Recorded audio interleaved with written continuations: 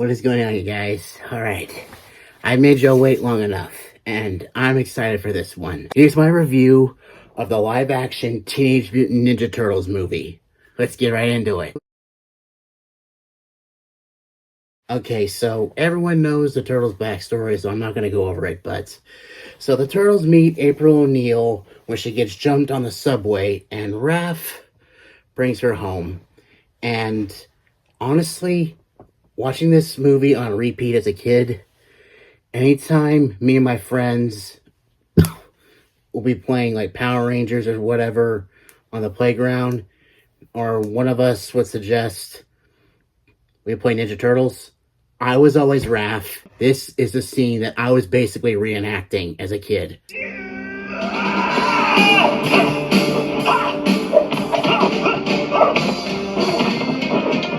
But instantly you get what Raph is about. Full-on aggression, and he kicks serious ass. And he does it while saving April. He took on all of them by himself, and he brings them back to the hideout. And then once April comes to, Splinter fills them in on their backstory, which, everyone knows. Michelangelo, Donatello, Leonardo, and Raphael. By the way, Raph's the best one. But anyway, I'm getting ahead of myself. So they go back to April's place, and literally, the second that she mentions that she has frozen pizza, all of them perk their ears up, and even Mikey immediately ascends from the sewer like, "Let's go for it!" Donatello says, "You said the magic word." And pretty much when they go back to their hideout, as it turns out, Raph was being followed by a foot ninja that he didn't know was following him after he saved April. And he led that foot soldier, brought the rest of the foot back to the Turtles' hideout. And when they return, Splinter is gone. He's abducted, and after some time, they live in April's place for a while, but then once the foot find them, then they have to flee with the help of Casey Jones. And pretty much after they come to the realization that, hey, Splinter's alive, we gotta go save him, they go back and they face the Foot Clan head on. And, well, they kick serious ass. And then when they finally face the Shredder, basically he kicks their ass. There's no way to put it. He kicks their ass. And then right before Leo, I think it was Leo, is about to be killed, Splinter appears and reveals Shredder is Moroku Saki. Then Shredder charges at Splinter, ready to kill him. And Splinter, using one of Mikey's nunchucks, wraps the sword around and flips the Shredder off the ledge and dangles him right over a garbage truck, and then gives him a monologue about how when he dies, he will die without honor. As he falls into the garbage truck, Casey saves the day, and he's like, oops, pulls a switch, boom. That's the end of the Shredder. At least for this one. Yeah, he comes back in the second one. Yeah, spoiler. So overall, the premise of this movie is freaking goofy. It's goofy. But you know what? That's why I love it so much. Raph has always been my favorite of the Turtles. He was impulsive, angry, and he does things his way. And he butts heads with Leo a lot, which makes sense because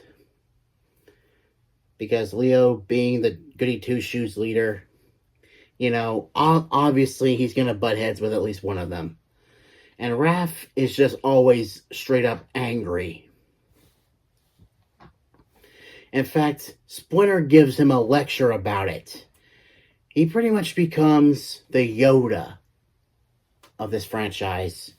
Pretty much teaching him, well, pretty much lecturing him about how his anger always leads to his, failures in life. Right after he got his ass kicked by Casey because of his anger. So, perfect timing, Splinter. Leo, obviously, as I said, is a goody two-shoes leader, often butts heads with Raph. He's just straightforward, the Boy Scout, kind of boring, but I love him. Now, Donatello, and this one, and the third one, he's voiced by Corey Feldman. I don't even need a joke. Saying the name Corey Feldman is a punchline enough. Anyway, Mikey is a doofus who goofs off a lot. Can we keep her? And occasionally says something creepy. Does he sound familiar? Yeah, hit him! Yeah. And he would be the one character that awkwardly stumbles into the kitchen and with a sore shoulder. And he literally does this. Finds a thing in the cupboard, pulls it out, and says turtle wax. You are the most hilarious. You crack me up. Now, Splinter, he is a puppet, obviously. He's being operated and voiced by Kevin Clash, who you might know as another puppet character. Piss off, Elmo. This is not the time. April is obviously the news reporter that definitely gets way more than she bargained for. Because she has been researching the Foot Clan for I don't know how long. And then she definitely gets way more than she wanted.